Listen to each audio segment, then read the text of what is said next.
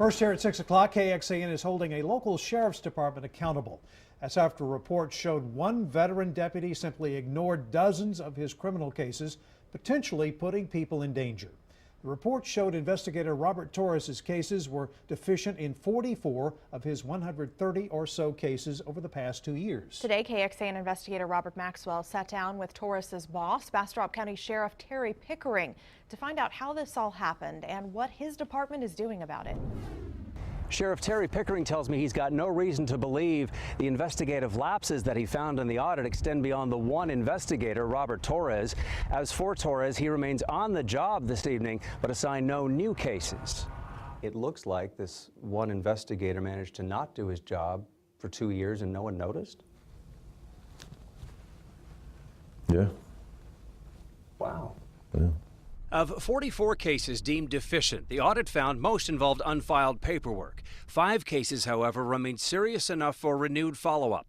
They include one a year ago, Christmas time, involving an 11-year-old girl who accused her grandfather of an indecent act, and a 3-year-old allegedly assaulted by a parent more than a year ago. Both are being looked at by CPS as young victims wait even longer for justice. Those cases being reassigned to another investigator. We're actively pursuing them. Why are supervisors not being held accountable? Lieutenants, even your chief deputy. Should they be held accountable in this matter?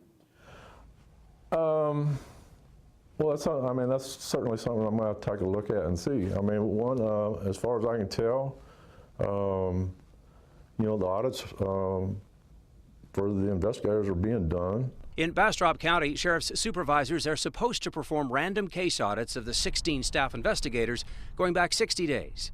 Robert Torres managed to escape such probes for a year. The new audit covered 2 years, going back to August 2012. So that's why we need to kind of revise or look at our procedures and say, well, is that 60 or 90 days sufficient anymore?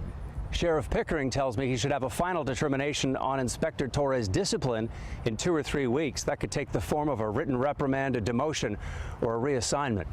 In Bastrop County, Robert Maxwell, KXAN investigates. Even though criminal cases went ignored by the sheriff's office, the state's Child Protective Services says the number of child victims its caseworkers are encountering in Bastrop County has grown. CPS telling KXAN there were 295 confirmed victims in Bastrop County in the last year. That is up 13% from the same time in 2013. CPS investigators are supposed to get involved whenever police officers and sheriff's deputies suspect a child could be abused or neglected.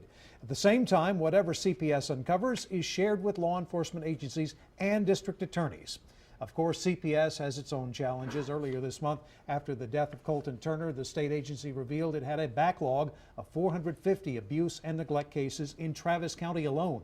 We checked today, and that backlog is down to 387 cases.